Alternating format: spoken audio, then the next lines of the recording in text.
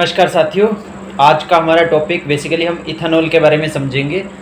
जो गाड़ियों में ईंधन है, पेट्रोल, डीजल, सीएनजी, इसको थोड़ा सा टेक्नोलॉजी को और अपडेट किया जा रहा है। तो क्या होता है, देखिए अभी हम क्या कर रहे हैं, अरबियन कंट्रीज से, यूरोपियन कंट्रीज से क्या कर रहे हैं, बेसिकली पेट्रोल को इम्पोर्ट कर रहे हैं। तो उसमें क्या होता है, वो हैवी टैक्सेस हमारे ऊपर गिरा देते हैं। उन हैवी टैक्सेस की वजह से हमारा जो बहुत सारा पैसा है वो टैक्सेस के थ्रू ही उन कंट्रियों को जा रहा है। टैक्सेस गया और उसके बाद जो वो हमें मटेरियल सप्लाई कर रहे हैं वो मनमानी रेट भी कर सकते हैं, क्योंकि हमारे पास तो वो प्राकृतिक संसाधन नहीं है। ठीक है, तो वो उनके पास जो रिसोर्सेज है वो अपने हिसाब से रेट डिसाइड करेंगे। तो क्या होता है कि हमें कुछ ना कुछ तो सोल्यूशन इंडिया को ढूंढना है। तो हमारे जो नितिन गडकरी जी हैं, उन्होंने बेसिकली बहुत सारे अपने उसमें भाषण में भी बहुत बार उन्होंने किया है कि हम कुछ एक नई टेक्नोलॉजी अडॉप्ट करेंगे। तो बेसिकली जो अभी चर्चा में आ रही है वो है इथेनॉल से गाड़ियाँ चलेगी। इथेनॉल क्या है, बेसिकली ये गन्ने के रस से तैयार किया जाता है। आइए एक बार बोर्ड पे समझते हैं।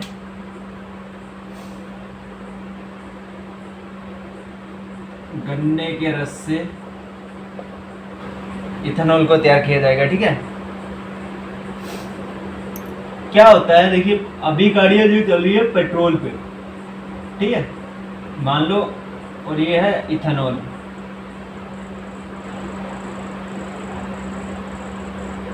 ठीक है, तो अब जो ये अडॉप्ट करेंगे टेक्नोलॉजी, उसमें क्या करेंगे, ये शुरुआत में ये 80% पेट्रोल 20% एथेनॉल डालेंगे।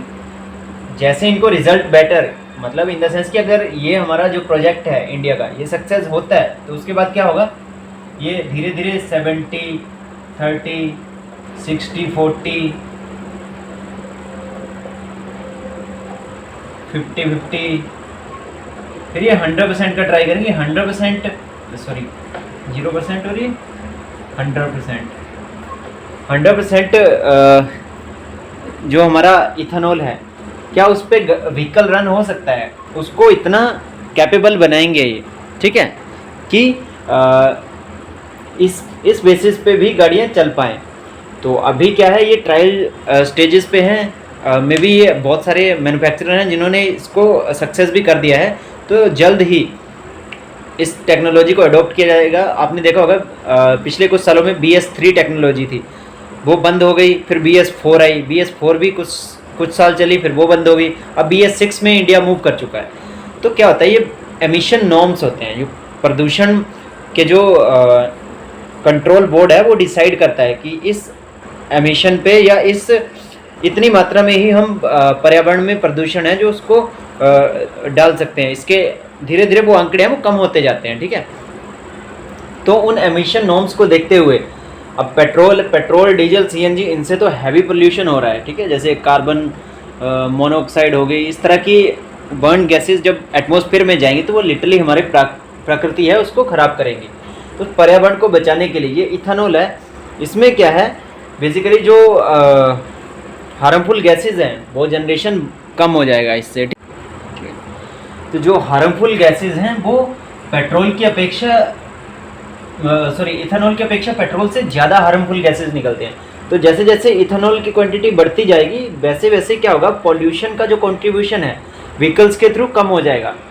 तो ये बेसिकली अभी आपने देखा होगा कि गन्ने के एक्सपोर्ट पे इंडियन गवर्नमेंट ने टोटली रोक लगा दी है, इसीलिए क्योंकि अब मास क्वांटिटी में अगर आपको इथेनॉल जनरेट करना है तो उसके लिए गन्ने का होना बहुत ज़रूरी है। इथेनॉल बेसिकली आपने देखा होगा, इसका नाम पहले भी सुना होगा, हैंड सैनिटाइजर्स, अल्कोहल में बेसिकली ये यूज़ होता है। ये जो अपना